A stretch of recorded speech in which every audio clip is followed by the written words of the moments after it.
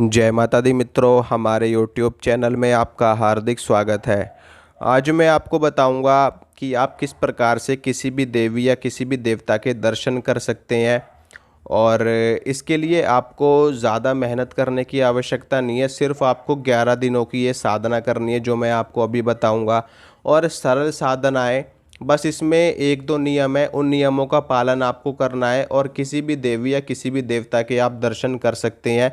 लेकिन साक्षात रूप से नहीं होंगे दर्शन। इसमें आपको साक्षात रूप से दर्शन करने के लिए बहुत भारी तपस्या करनी पड़ती है। लेकिन हाँ, आपको स्वप्न के माध्यम से, स्वप्न में आपको दर्शन हो जाएंगे, आपको आपके आज्ञा चक्र में उनके दर्शन हो जाएंगे, या फिर आपको उनके संकेत मिल जाएंगे, या उनका आभास हो जाएगा, या फिर उनकी शक्ति आपके शरीर में प्रवेश कर जाएगी। तो ये इन सभी माध्यमों से आपको उनके दर्शन लाभ होंगे। तो चलिए शुरू करते हैं। बात करते हैं देवी की साधना की। अगर आप एक देवी साधक हैं या फिर आप शिव साधक हैं, तो जो भी उनका मंत्र आपके पास हो, मैंने बहुत सारे मंत्र बता रखे हैं। भगवान शिव का मंत्र है, अगर मान लो ओम नमः शिवाय का जप आप लोग करते हो, या फिर माँ दुर्गा के आप उपासक हो, माता काली के उपासक हो, तो आपका नवारण मंत्र सबसे अच्छा मंत्र है। ओम एम ह्रीम क्लीम चामुंडाय विच्चे, आप इस मंत्र का जप कर सकते हैं। तो इस 11 दिन की साधना में आपको प्रतिदिन 11 माला करनी है। ठीक है, रुद्राक्ष की माला लेकर के अगर भगवान शिव के दर्शन आप करना चाहते हो तो ओम नमः शिवाय की, और माँ दुर्गा है, माता काली है, या देवी का कोई भी स्वरूप है तो आपको नवारण मंत्र का जप करना है, ओम एम ह्रीम क्लीम चामुंडाय विच्चे। इसके अलावा अगर हनुमान जी के दर्शन आप करना चाहते हैं तो ओम श्री हनुमतये नमः, ओम श्री हनुमतये नमः ये मंत्र है। भैरव जी के दर्शन करने हैं तो ओम श्री भैरवाय नमः, ओम श्री भैरवाय नमः। अगर आपको भगवान विष्णु के दर्शन करने हैं तो ओम नमो नारायणाय। ठीक है, ओम नमो नारायणाय। अगर अगर आपको भगवान श्री कृष्ण के दर्शन करने हैं तो ओम नमो भगवते वासुदेवाय, या फिर ओम क्लीम कृष्णाय नमः ये वाला मंत्र है। माता गायत्री के करने हैं तो ओम भूर्भुवस्वः तत्सवितुर्वरेण्यं भर्गो देवस्य धीमहि धियो यो नः प्रचोदयात् ये है। महामृत्युंजय वो भी भगवान शिव के लिए चलता है। ठीक है, तो ये सारे मंत्र बता दिए मैंने सभी देवी देवताओं के। भगवान गणेश का भी बता देता हूँ आपको। ओम श्री गणेशाय नमः, या तो ये वाला आप कर लेना, या फिर ओम गम गणपतये नमः, ओम गम गणपतये नमः ये वाला मंत्र कर लेना। दोनों में से कोई सा भी एक मंत्र आप कर सकते हो। तो प्रतिदिन आपको 11 माला मंत्र करनी है, यानी कि 11 माला मंत्र की करनी है। 11 दिनों की ये साधना है, और ये साधना शुरू होगी अमावस्या के अगले दिन से। ठीक है, अमावस्या के अगले दिन से ये साधना आपकी शुरू होगी, यानी कि शुक्ल पक्ष के पहले दिन से ये साधना आपको करनी है, और एकादशी तक आपकी ये साधना चलेगी। ठीक है, एकादशी तक जब आप साधना करोगे तो एक देसी घी का दीपक आपको जला के रखना है, और धूप बत्ती जलानी है। एक जल का लोटा रखना है, उसमें थोड़ा सा 1-2 बूंद गंगा जल की डाल करके रखनी है। और बस इतना ही। अगर आप 2-4 मिश्री के दाने रख लो तो अति उत्तम है, नहीं तो उसकी भी कोई आवश्यकता नहीं है। सिर्फ इतनी चीज़, जल का लोटा, देसी घी का दीपक और धूप बत्ती या फिर अगरबत्ती, जो भी आप जलाना चाहो, जो भी आपकी इच्छा हो। और भोग प्रसाद में अगर आप रख सकते हो तो अच्छी बात है, नहीं तो उसकी भी आवश्यकता नहीं है। और ये साधना आपको पूर्व दिशा की ओर मुँह करके आप कर सकते हो, या फिर उत्तर दिशा की ओर मुँह करके कर सकते हो। वैसे तो जो शास्त्रों में विधान बताया गया है कि सूर्योदय से लेकर सूर्योदय के वक्त पूर्व दिशा की ओर मुँह करके हमें साधना करनी चाहिए, और सूर्यास्त के वक्त पश्चिम दिशा की ओर मुँह करके साधना करनी चाहिए, या फिर उत्तर दिशा की ओर मुँह करके साधना करनी चाहिए। तो 3 दिशाओं में मुँह करके साधना करने का विधान बताया गया है। और समय रहेगा इस साधना का, या तो प्रातः काल में आप ये साधना कर सकते हैं, जैसे कि सुबह सुबह आप उठिए 4:30 बजे, 5 बजे। ठीक है, 4:30-5 बजे भी नहीं उठ सकते तो जब भी आप उठो, 7 बजे, 8 बजे, 9 बजे, 10 बजे, जब भी आप उठो कोई दिक्कत नहीं है। यानी कि 12 बजे से पहले पहले आपको ये साधना कर लेनी है। कहने का मतलब ये है, सुबह के 12 बजे से पहले पहले आपको ये साधना कर लेनी है। और शाम को आप 4 बजे के बाद में कभी भी ये साधना कर सकते हो। शाम को 4 बजे के बाद से लेकर के सुबह के 12 बजे तक, 12 बजे से पहले पहले आप ये साधना कर सकते हो। 11 माला आपको कम से कम करनी है, ठीक है।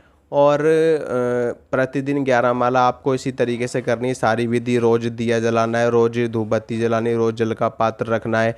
जब आपका अगला दिन हो तो उस जल को आप थोड़ा सा पी सकते हो। पीने के बाद में थोड़ा सा जल आप पौधों में डाल सकते हो, पेड़ पौधों में डाल दीजिए, कोई आपत्ति वाली बात नहीं है। अब आपको करना क्या है, जब आप पूरे पूरे 11 दिन तक ये साधना कर लोगे तो उसके बाद में आपको क्या करना है कि आपको देवी देवताओं के दर्शन हो। तो उसके लिए आपको क्या करना है कि एक लोटा ले लेना है। एक लोटे में आपको जल भर लेना है, उसमें थोड़ा सा गंगा जल आपको डाल लेना है, थोड़ी सी हल्दी डाल देनी है, थोड़ी सी आपको कुमकुम डाल देनी है, थोड़े से उसमें आपको साबुत चावल डाल देने हैं, और उसमें आपको 2 सुपारी डाल देनी है, और 1 रुपये का सिक्का उसमें डाल देना है, ठीक है। ये आपको डाल देना है। इसके बाद में ये जल का लोटा जो भी आपके इष्ट देव हैं या जिनके आप दर्शन करना चाहते हो, ये जल का लोटा आपको लेकर के जाना है मंदिर में, ठीक है। जो भी आपके घर के पास में मंदिर हो, और वहाँ पर आपको ये जल का लोटा लेकर के जाना है। और जो आपके देवता हैं जिनके दर्शन आपको करने हैं, उनके सामने ये जल का लोटा आपको रख देना है, ठीक है। और उसके बाद में वो जल का लोटा आपको वहाँ रख देना है। और उसके बाद में जो मंत्र आप कर रहे हो, मतलब कि 11 दिनों से जो मंत्र आप कर रहे हो, उस मंत्र को 108 बार आपको वहीं पढ़ना है बैठ कर के। जब आप वहीं पर बैठ कर के पढ़ोगे, उसके बाद में वो जल का लोटा आपको लेकर के आ जाना है मंदिर से वापस आने के बाद में आपको क्या करना है कि उस रात में आपको ज़मीन पे सोना है। 1 दिन की बात है, बस 1 ही दिन आपको ज़मीन पे सोना है। अगर आप बिस्तर पे भी सोना चाहो तो बिस्तर पे भी सो सकते हो, लेकिन उस बिस्तर पे फिर आपके सिवा कोई और व्यक्ति नहीं होना चाहिए। अगर आप शादीशुदा हैं तो ना तो आपकी पत्नी होनी चाहिए, ना आपके बच्चे होने चाहिए वहाँ पर। या तो आप अलग से किसी भी फोल्डिंग पे, किसी भी खाट वगैरह पे बैठ सकते हो, मतलब सो सकते हो वहाँ पर अलग से आप ले कर के, ठीक है। कहने का अर्थ ये है कि जिस बिस्तर पे आप सोओगे उस पे कोई और नहीं होना चाहिए, नहीं तो आप फिर 1 दिन के लिए ज़मीन पे सो सकते हो। तो जो जल का लोटा आप वापस लेकर के आए हो वहाँ से, उस जल के लोटे को अपने सिरहाने रख करके आपको सोना है, ठीक है। और सोने से पहले आपको प्रार्थना करनी है अपने इष्ट देव से, जिनके मंत्रों का जप आपने किया है, उनसे प्रार्थना करनी है कि मैं आपके दर्शन करना चाहता हूँ, मुझे आप सपने में आकर के दर्शन दीजिए, या फिर अपना आभास कराइए, अपनी शक्ति का मुझे आभास कराइए। जैसे भी हो सके आप मुझे संकेतों के माध्यम से, सपने के माध्यम से मुझे संकेत दीजिए, मुझे अपने दर्शन करवाइए। मैं आपके दर्शन करने का इच्छुक हूँ, अभिलाषी हूँ। तो इस प्रकार से प्रार्थना कर लेनी है आपको। प्रार्थना करने के बाद में 11 बार मन ही मन में आपको मंत्र को पढ़ना है। मंत्र को पढ़ने के बाद में आपको सो जाना है, और वो लोटा अपने सिरहाने ही आपको रखे रहने देना है, ठीक है। उस रात्रि काल में आपके साथ में कुछ विचित्र घटना घटेगी, ठीक है। और वो घटना ऐसी होगी कि जिसमें आपको ऐसा महसूस हो सकता है कि आप अपने इष्ट देव के लोक में गए हैं, या फिर उनके दर्शन आप कर रहे हैं। मतलब कि कैसे भी घटना आपके साथ घट सकती है, ठीक है। मतलब अद्भुत घटना घटेगी जिसमें आपको उनके उनके दर्शन होंगे, और उनके आपको पूर्ण रूप से दर्शन होंगे। उसमें आपको पूरा प्रकाश दिखाई देगा, सब चीज़, मतलब हर चीज़ दिखाई देगी। एकदम साफ सुथरी तरीके से उनके दर्शन आपको प्राप्त होंगे। ऐसा नहीं है कि 1 आध 2 सेकंड का बस आया और उसके बाद नहीं, बिल्कुल साफ रूप से उनके दर्शन होंगे कि जैसे आप साक्षात उनके दर्शन कर रहे हो। उस रात में आपके साथ आपका शरीर सुन्न हो सकता है, क्योंकि जब ईश्वर के दर्शन प्राप्त होते हैं तो शरीर हरकत करना बंद कर देता है, यानी कि शरीर पूरी तरह से सुन्न हो जाता है, और एक अलग ही अवस्था आ जाती है, एक अलग ही मतलब कि शरीर पूरा चेतना शून्य हो जाता है। और एक अलग ही अवस्था आ जाती है, एक अलग ही लोक में हम पहुंच जाते हैं और ऐसे में शरीर पूरा सुन्न हो जाता है, शरीर में बिल्कुल भी तनिक भी गतिविधि नहीं होती है। तो आपको दर्शन जब तक होंगे तब तक आपके साथ ये स्थिति रहेगी, उसके बाद आप नॉर्मल हो जाओगे। तो ये आप इस तरीके से आपको दर्शन हो सकते हैं 11 दिनों में। 12वें दिन आपको ये क्रिया करनी है। 12 उसी दिन आपको मंदिर में लेकर के जाना है, उसी दिन आपको घर लेकर के आना है, उसी दिन आपको नीचे सोना है या अलग से आप सोना है। और फिर उसके बाद में अगले दिन आपको क्या करना है, वो जो जल का लोटा है उसमें आपने जो भी सामग्रियाँ डाली हैं, 1 रुपये का सिक्का उसमें से आपको निकाल लेना है। 1 रुपये का सिक्का निकालने के बाद में वो 1 रुपये का सिक्का आप मंदिर में दान दे सकते हो, मंदिर में चढ़ा सकते हो।